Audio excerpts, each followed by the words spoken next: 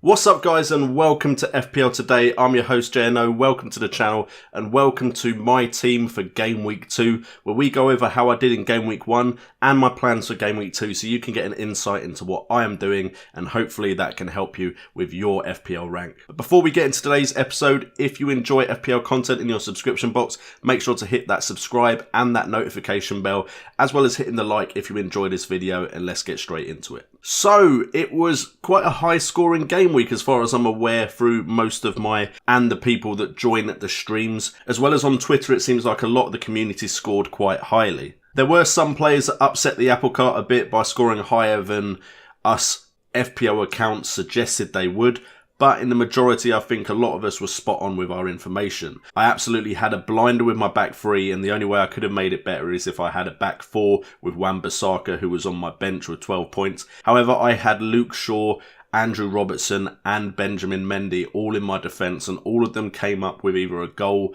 or an assist, and in Mendy's case, my star performer, 2 assists. Also, the underlying stats are slightly promising, although I would have liked a bit higher figures there to be sure that these kind of point totals are going to continue. But Luke Shaw managed to get 1 goal on top of his clean sheet with 2 attempts, 2 from inside the box, both of those shots on target, and also created a chance for one of his teammates. Meanwhile, Andrew Robertson at 6 million got the same amount of points with an assist, a clean sheet, 2 chances created, and 1 big chance created, which was the chance he created for Mohamed Salah with an easy tap-in, which was important to me because he was my captain. And also Benjamin Mendy at 6 million, getting 15 points from 2 assists. This man was so advanced for a left-back. I've never seen a left-back play this advanced. This is more advanced than like Marcus Alonso in the 3-4-3 days. That's how advanced he was playing. He got 2 assists on top of his clean sheet, 2 attempts on goal, 1 from inside the box, 1 on target, and created 2 chances. And if he continues to play this advanced, he's going to get more assists because he plays the ball to someone like Sterling or De Bruyne who can make something happen out of nowhere, and then he gets the assist, a bit like with Sterling's goal, where to be honest, he just laid it off to Sterling, then Sterling cut inside and did most of the work himself, but Benjamin Mendy still got the assist point. So my game week score was 80 points. It could have been higher if I'd stuck with Zaha and Richarlison like I originally had in my final draft video, but I did change them for Townsend and Toussaint. Toussaint did get an assist which got him 5 points, however Townsend didn't really do much. Zaha would have been a better pick, as would Richarlison. Overall though, I had a bunch of players turn up with 1 goal or 1 assist as well. Patricio didn't keep a clean sheet unfortunately, but Mohamed Salah did get a goal with the captain's armband. Sanchez did get an assist, with Bernardo Silva scoring a great left-footed strike as well off of a Benjamin Mendy assist. So I didn't do too bad, but it could have been so much better, and I could have seen myself in the top 100k after game week 1. Instead, I find myself in the top 250k at 243,342nd. But for me, that is a pretty good start, considering most of the time my starts aren't always that good. In the FPL Today League, because there's so many people, that actually puts me at 583rd. So that just kind of shows the strength of the FPL Today Fantasy Premier League players, because that is one of my highest rankings in all the mini leagues that I'm in. But overall, I'm very, very happy with how my side did in the first game week. Yes, I wish there were players that I kept in that I didn't, but overall, 80 points in game week 1, I can't be too unhappy with that. Moving on to the Game Week 2 lineup, and we have what I think looks like a very strong team for Game Week 2, as most of my players are playing quite favourable opponents, even if they are away. First off, we're going to have Fabianski in goal against Bournemouth. I'm hoping that West Ham can get their act together, and it was just Liverpool were that good.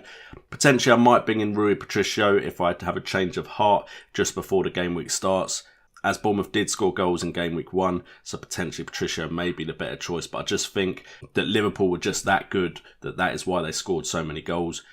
I then got the same back three as last week with Shaw, Robertson and Mendy playing Brighton Hove Albion, Crystal Palace and Huddersfield. So very, very happy with my back three for this game week as well. Then we've got Mohamed Salah, Sanchez, Bernardo Silva, Townsend, Crystal Palace, Brighton Hove Albion, Huddersfield and Liverpool. So Townsend isn't ideal with the Liverpool fixture, but then after that, Crystal Palace do have some favourable fixtures. I may make the transfers after Game Week 2 for Game Week 3 with 2 transfers and maybe revert back to my Zaha and Richarlison picks. And then up front, we've got Toussaint, Aguero and King playing Southampton, Huddersfield and West Ham. So again, hopefully some points from my forwards. But to be honest, if I get anywhere near the same score as I got this game week, I will still be a very happy man. On the bench, we have Patricio, Wan-Bissaka, Peltier and Stevens, although Wan-Bissaka gave me a bit of a headache in game week 1, wishing he was in my starting 11 for potentially Townsend. Then I'd have had a much better game week. But I can't complain because we always ask for £4 million defensive options. We've finally got some, so I can't really complain if they're scoring points, even if they are on my bench. And then onto my watch list. These are the 3 players that I'm really watching, considering bringing into my side, but most likely it will happen going into game week 3. I've already mentioned Richarlison and Zaha, who, if they have a good game week, are the likely options to go into my side. But off of this game week, the 3 players that really stood out to me that I maybe might bring in for game week 3 are Roberto Pereira, Sadio Mane and Callum Wilson. Now, Roberto Pereira at 6 million is 0.5 under that 6.5 million mark, where a lot of the midfielders everyone is looking at are priced, and with 16 points off of the first game week from 2 goals, from 4 attempts, all of them inside the box with 2 on target, 1 chance created and 1 big chance created. If he is going to be the main man at Watford now that Richarlison has left in that kind of position, then Roberto Pereira could be a good pick. Of course, it does depend on how Watford are playing overall, but I did like his performance in game week 1. Sadio Mane doesn't need much explanation at 9.5 million. He, of course, went and got 16 points from 2 goals, from 4 attempts, all inside the box with 2 on target and 2 chances created. He just looked very good and very advanced in the game against West Ham, with Firmino seeming to be the deepest between him, Salah and Mane. Now, I am slightly worried that Salah may get marked out of games, although he could have had a second goal when Andrew Robertson almost played him in again, which would have been great for me.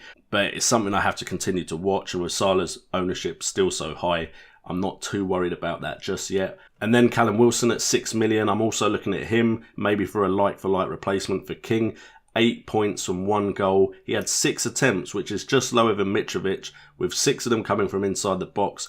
On target were 3 of his shots, and he had 1 chance created, which was also a big chance. So Callum Wilson, if he continues his form, could come in for King, saving me 0.5 million. Anyway guys, hopefully that video has helped you with your FPL decisions and what you are planning to do moving on into Game Week 2. If you've enjoyed this video, please hit that like button, and if you're new to this channel, please hit that subscribe if you enjoyed this video and that notification bell. We do a lot of live streams as well. I'm hoping to go live on Tuesday, so if you're around, come along to that where we will discuss any of the main topics that you guys bring to me.